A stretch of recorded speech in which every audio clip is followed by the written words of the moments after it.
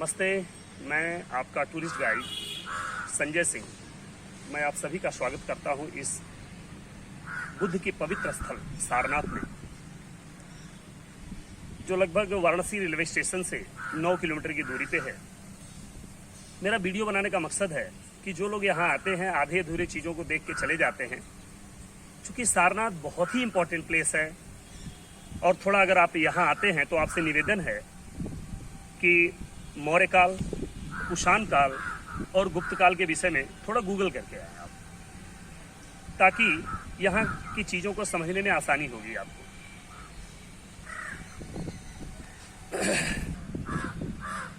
क्योंकि आप जब सारनाथ में आते हैं तो यहाँ पे बहुत सारे टेम्पल्स हैं, जो बुद्धास टेम्पल हैं, स्तूपाज हैं, म्यूज़ियम है, अलग अलग मोनेस्ट्रीज है।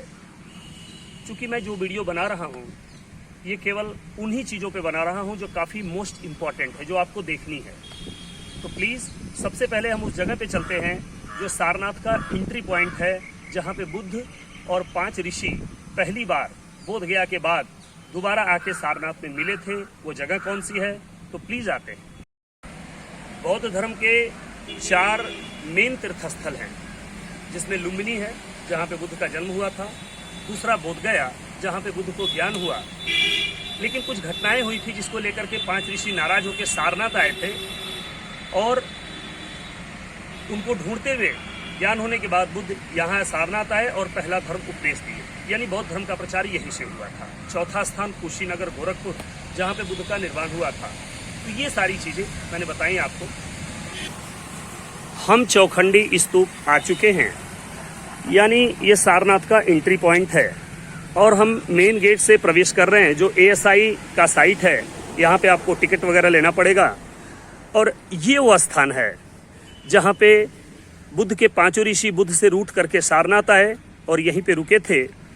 और बोध गया में ज्ञान प्राप्ति के बाद बुद्ध उनको ढूंढते हुए यहाँ पे आते हैं और सर्वप्रथम यहीं पे उनकी दोबारा मुलाकात होती है। ये अलग अलग समय में बनाए गए हैं। ऊपर वाला टावर जो है अलग समय में बना है, नीचे वाला स्तूपा अलग समय में बनाया गया है। हम second number Wat Thai temple पे आ चुके हैं, जो बहुत ही सुंदर और आकर्षण वाली जगह है। ये बहुत ही सुंदर यहाँ का दृश्य है।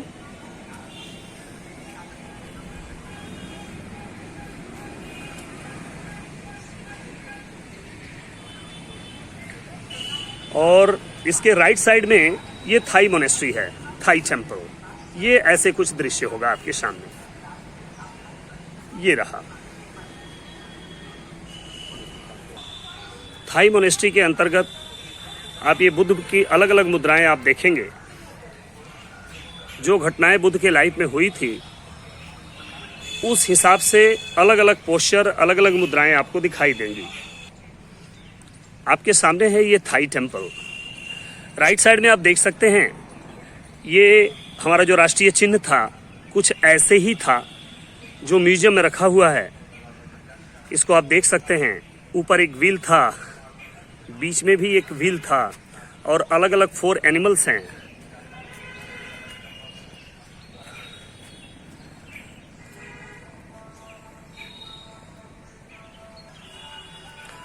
ये है आपका वाट थाई टेम्पल।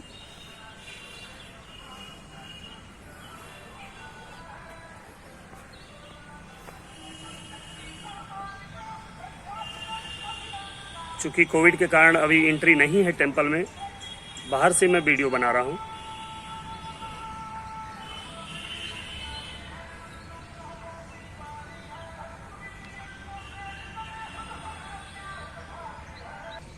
यहाँ आपको लॉफिंग बुद्धा दिखाई पड़ेंगे। बुद्ध की एक और मुद्रा देखेंगे आप, जिसको हम भूमि स्पर्श मुद्रा कहते हैं।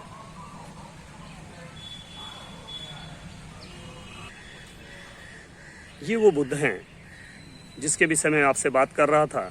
81 फीट बुद्धा। यहीं के लोकल कलाकारों ने इस स्टैचू को बनाया है।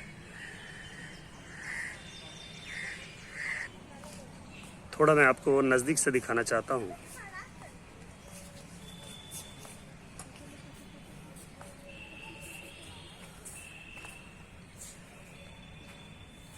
अलग अलग पीसेस जोड़ करके स्टैचू को क्रिएट किया गया है।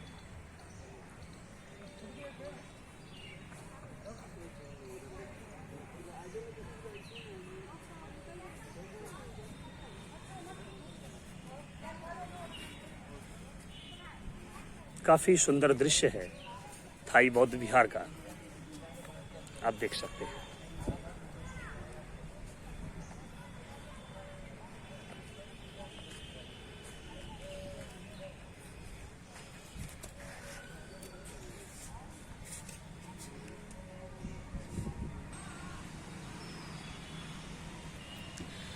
हमारा राष्ट्रीय चिन्ह जो खुदाई में प्राप्त हुआ था वो म्यूजियम में रखा हुआ है। चूंकि वहाँ पे वीडियोग्राफी अलाउड नहीं है, इसलिए मैं इस थाई टेम्पल में ही, जो थाई मोनेस्ट्री आप देख रहे हैं, इसी में आपका नेशनल एम्बलम का रेप्लिका रखा गया है। तो मैं इसी की वीडियो आपको दिखा देता हूँ। चूंकि मैं एक बात कहना चाहता हूँ, जो हमारा रियल नेशनल एम्बलम है जिसको किंग अशोका ने बनाया था, उसकी साइनिंग बहुत ज़्यादा है, लगभग 2300 ईयर्स ओल्ड। ये रिसेंट का बना हुआ है, काफ़ी डिफरेंट नज़र आएगा आपको। यह सारनाथ का मेन टेम्पल है जिसके अंदर मैं एंट्री कर रहा हूँ। बहुत ही खूबसूरत मंदिर है। मेन मंदिर मैं इसलिए बोल रहा हूँ क्योंकि जो सारनाथ का मुख्य मंदिर था उसको तोड़ा गया था इन्वाइडर्स के द्वारा।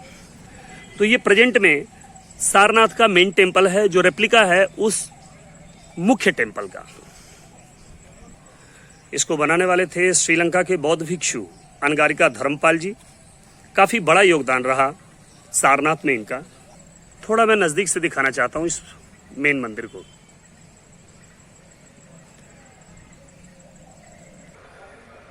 हम मुख्य मंदिर के अंदर आ चुके हैं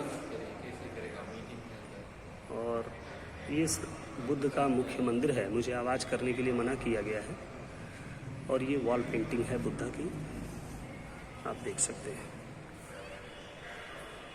मैं स्टार्टिंग से दिखाता हूँ।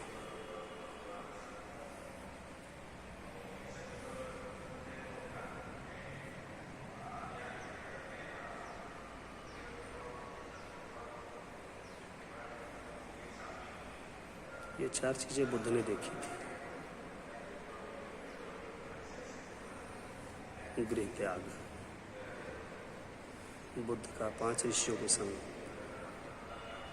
बोध गया में तपस्या का स्टार्ट करना, सुजाता के द्वारा खीर खिलाया जाना,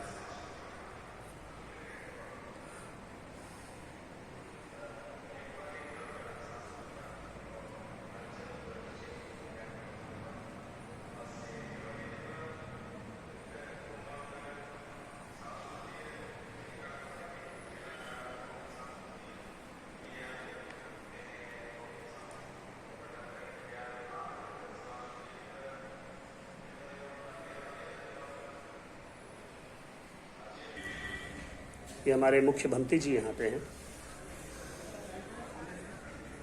जो श्रीलंका के हैं। क्योंकि श्री अनगारिका धर्मपाल जी ने ही मेन मंदिर बनवाया था 1931 में। तो उनके ट्रस्ट से जो भी लोग हैं, बौद्ध भिक्षु लोग, यहाँ पे देखभाल करते हैं। और ये जो मेन स्टैचू हमने बताया, इसके ठीक पीछे भगवान बुद्ध की अस्थि रखी हुई है, जो कार्तिक पूर्णिमा के दिन नवंबर में ओपन होती है। ये मुख्य मंदिर के साइड में हम खड़े हैं और ठीक इसके दाहिने तरफ बोधि वृक्ष का ये एंट्री पॉइंट है। चूंकि सामने बोधि ट्री आपको दिखाई दे रहा है, पीपल वृक्ष, हम अंदर एंट्री करते हैं। बोधि ट्री के अंदर आप देखेंगे ये बड़ा घंटा, ये बोधि ट्री है, पीपल वृक्ष। ये तीसरी शाखा है उस बोधि ट्री की जिस वृक्ष के नीचे बुद्ध को ज्ञान की प्राप्ति हुई थी। इस पेड़ के नीचे आप देख सकते हैं बुद्ध अपने 5 शिष्यों को धर्म उपदेश दे रहे हैं।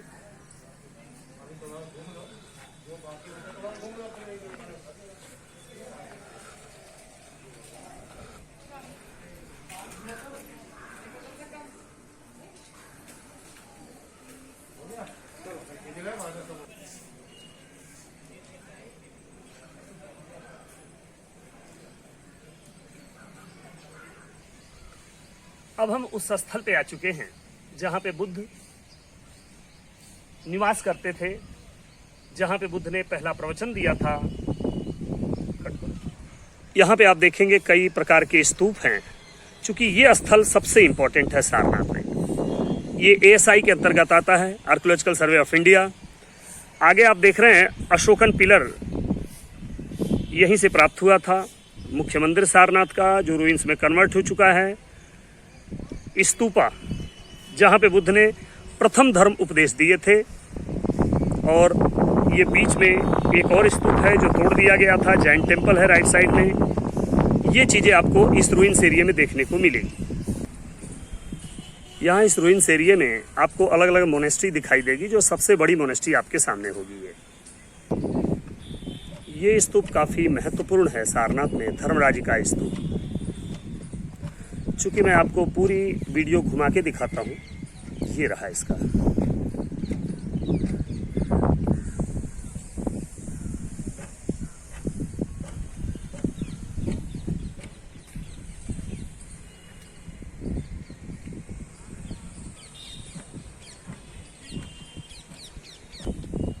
ये रहा धमेक स्तूप।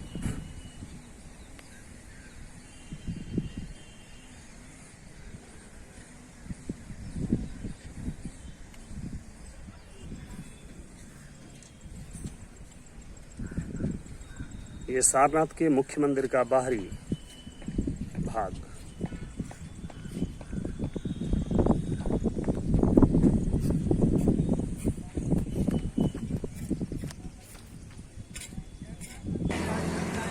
यह स्तूप रूइंस एरिया का मुख्य गेट है, जहां से आप एंट्री करते हैं।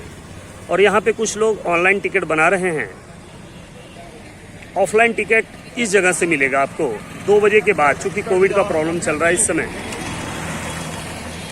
फिर से मैं इस जगह से परिचित कराता हूँ आपको। ये सामने रूइंस एरिया का गेट है।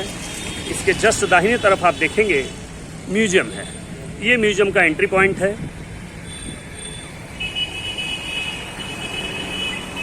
ब्रिटिश टाइम का म्यूजियम है ये, आप देख सकते हैं।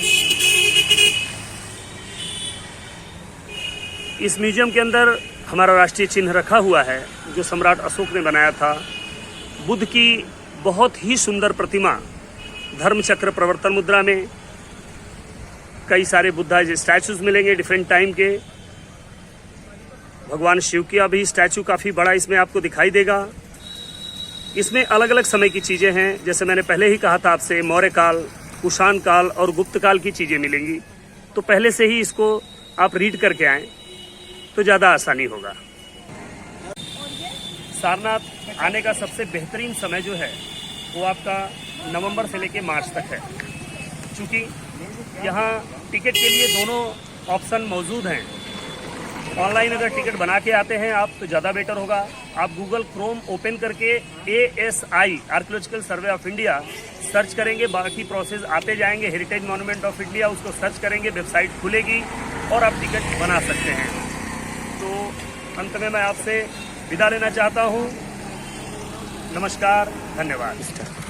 अगर मेरा चैनल आपको अच्छा लगा हो, आप मेरा वीडियो अच्छा लगा हो, तो प्लीज़ मेरे वीडियो को सब्सक्राइब करें और मैं आगे वीडियो बनाता रहूँगा, आप तक पहुँचाता रहूँगा।